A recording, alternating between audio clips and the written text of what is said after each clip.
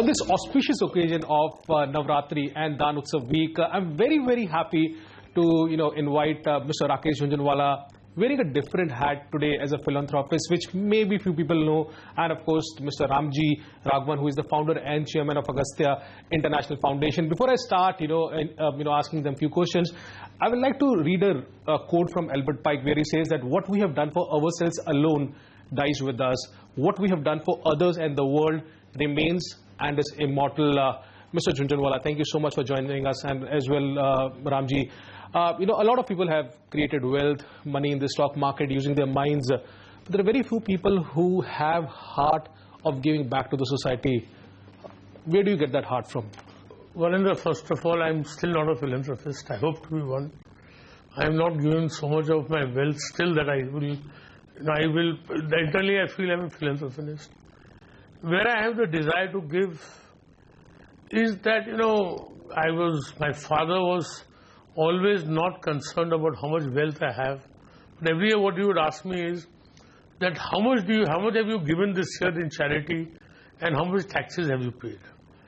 And he was financially independent. He said, I don't want anything from you. I always used to live in a house owned by him. But he says, मैं तेरे सामने हाथ फैलाऊंगा charity के लिए. And until his death in 2008, whatever 3-4 crores of charity has to do a year, and that was also under great pressure from him. But when he was no more, I really missed him. He was a father who brought me up, gave me the values. We were very argumentative, and I really missed him. Not in terms of tears, but as a person with whom I could share much.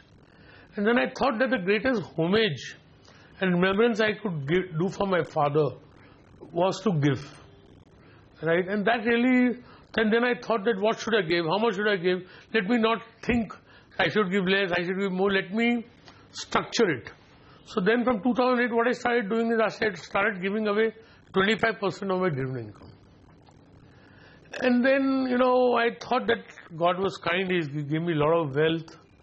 So I thought that I must make a commitment to give a substantial part of it. So therefore, in a organization, program by Give India, where they're talking about Agastya, I felt that, then I said that I give 25% of my portfolio, or 5,000 crores, whichever is less, on July 5th, 2020, when I turned 60. I also feel that giving is not real giving, it's a duty. The giver of this wealth is God. Rakesh Jhunjhunwala has wealth not because he is Rakesh Jhunjhunwala. He has the wealth because God has chosen him to have that wealth. And along with that wealth, he casts upon you a social responsibility to use that wealth for good social purpose. So I think these are the reasons why I give. I also remember John Rockefeller, who said that to die rich is to die in shame. I am also motivated by the fact that I have no industry, I have no organization, I don't have any Bajaj Auto, or I don't have any telco, or I don't have any Hero Motors, which I have to pass on to my children. My wealth is split over many companies, all of which I am going to sell one day. That's very nice. I'll also introduce Ramji, okay, and just for our viewers, that he had a very cushy job as an investment banker, and in 1998 he decided to leave everything and devote his life to Agastya International Foundation. Ramji, tell us, how did it started? What was the need of leaving your investment professional career and start Agastya, and science being the base of Agastya? Basically you have to do what you feel good about in life. That gives you meaning and fulfillment. It could be anything. It's not that one is better than the other. And I was in banking, and I had a good time. I certainly enjoyed it. But when I was a young boy at Rishi Valley, I read a book about a mythical Himalayan kingdom called Shangri-La. And I thought, one day it'll be lovely to live in Shangri-La. As I grew older, I began to think, maybe I should get involved in a project to build a school in the Himalayas that would produce creative leaders to transform India and possibly the world. Because I grew up in the 60s and 70s, India was very different. There was a lot of cynicism. There wasn't much growth. We would keep complaining, and I was part of that. And then it just dawned on me that, look, instead of complaining, try and do something about it so that whether you succeed or not, at the end of the day, you can look back and say, well, I tried. So that's what the dream and the desire to do something, by the time I hit 40, I said, look, either do it now or don't regret, because it's going to need a lot of energy, so I decided to take the leap. Now, in terms of Agastya and science, the focus always was on curiosity and creativity. You know, Rakesh tells me very often that he is what he is, if I'm not mistaken, because his father allowed him to be curious, right? If you look at a lot of successful people in various forms of human expression, they've all been curious, and that has been at the foundation of their creativity, of their wealth, of their contribution to society. So I said the key is to spark curiosity. That'll lead to creativity. So curiosity, creativity, and confidence. Another way of saying that is aha, ha, ha. And Dr. P.K. Iyengar, the former chairman of the Atomic Energy Commission, was one of the founders of Agastya. I met him and he said, look, you know, India lacks creativity, and we can instill it through hands-on science. So I got involved in science, and I found that a lot of science experiments have an inbuilt capacity to arouse curiosity. Science lends itself to it. Doesn't mean to say that the arts or the humanities don't require curiosity. They're equally powerful. But we decided to go with science, and I guess we've got a good reputation in that area. Of course, very good reputation. And I would like to interrupt here, Varinder. Please, sir. That, see, what we are doing in Augusta today, this year we hope to interact with 1.5 million children.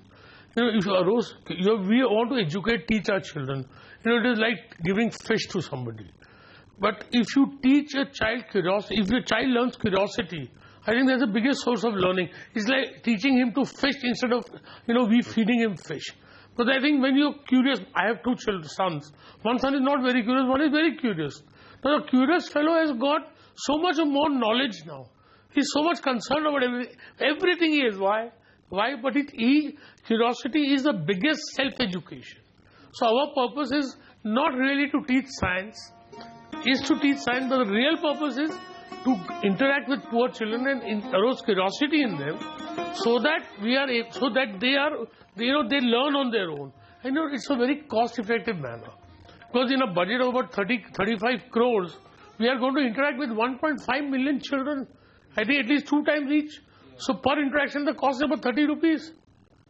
True. Also, if I'm not wrong, I think 200 rupees. Huh? You also have made an impact on at least 7 million underprivileged, students, and nearly 20,000 government schools since the time you have opened, and which is a rare mark.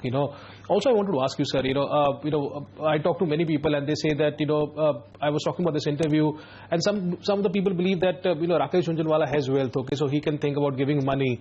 If I have money like Rakesh Jhunjhunwala, I will also give money. See, how do people decide? Is there a time? Is there a? I understand your question. You read the life of John D. Rockefeller. I'm inspired by his life also to give. He was the guy who created the 7 sisters, 7 petroleum companies, and he was such a ruthless businessman that he would bomb his opponent's petrol pumps. He was so ruthless. And one thing, between 1903 and 1933, he did $1.5 billion of charity, which in today's money, equivalent must be $30-40 billion. What's more remarkable is, in 1876, he was a clerk. He had 6 children. He used to earn $40 a month and give $6 to charity. So see, charity is not about how much wealth you have. I don't want to lecture anybody, my only saying to my fellow citizens, fellow people would be, give, however small, give what a conscience wants and what your pocket permits. I don't think a person who's giving 10 rupees is giving less than me. I have a friend called Amit Chandra. He's giving away 75 to 80% of his income. Right? I think he's giving, I may give more in amount, but I think he's giving more really. So I think in everything big starts small. True. Well, there's more and more and more. Just wait for this. We'll catch you in the next segment of this amazing show.